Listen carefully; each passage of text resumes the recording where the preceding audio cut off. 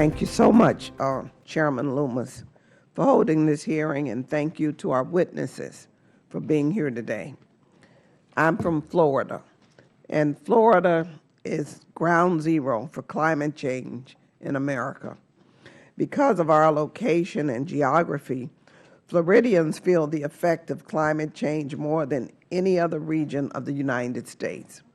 We see firsthand the results of rising sea levels as seawater floods onto the streets of Miami.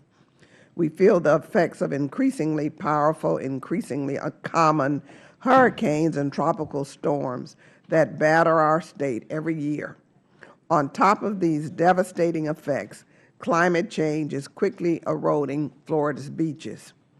These effects of climate change have caused millions and millions of dollars of damage to Florida's infrastructure, as well as reducing the number of tourists visiting Florida, further hurting our economy.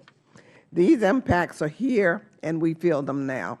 Yet we know that even more are coming. We have to act now.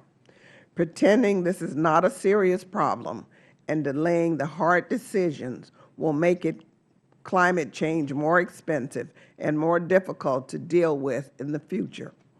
Frankly, we owe our children and grandchildren better than kicking the problem down the road for them to deal with.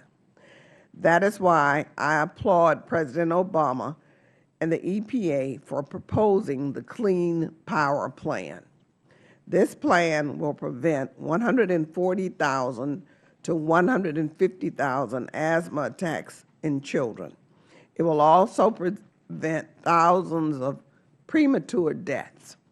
The Clean Power Plan is the result of unprecedented proposal outreach by the EPA, which engaged a broad range of stakeholders in developing this plan.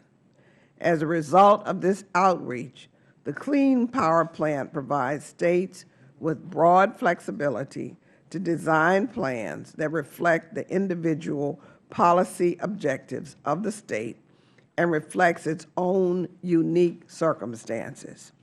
By implementing this plan, the United States can lead the international community in efforts to address climate change while growing our clean energy sector and improving our economy. Done correctly, addressing climate change will create jobs, and we should be about creating jobs. In fact, jobs, jobs, jobs should be the mantra of this Congress. Climate change is no longer just a theory, it is our reality. So I implore my fellow members of Congress to support this plan and help address climate change for future generations. Madam Chair, I have a question. Dr. Cash, can you talk about your experiences in Massachusetts, which you've done? But I'd like to know how your state's successes could be able to be duplicated in Florida and around the country.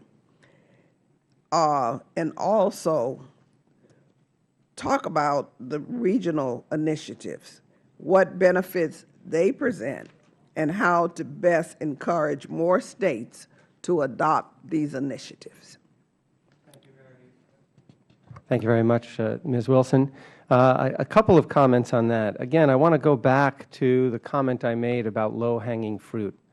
Almost without this regulatory package, it seems like there's huge opportunities on energy efficiency. Again, this is not something particular to Massachusetts. Yes, we have old housing stock, but there's old housing stock all throughout the country that were not built to high energy efficiency codes. And so energy efficiency is essentially something that puts money back in the pockets of ratepayers. I still don't really understand why that isn't seen as the first fuel. Before coal, before natural gas, before wind and solar, we should be looking at energy efficiency as the first fuel.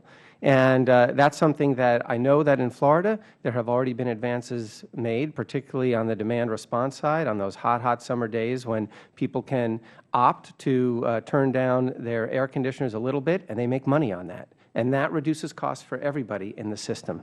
The other point is I've often wondered about the Sunshine State and solar energy in the Sunshine State.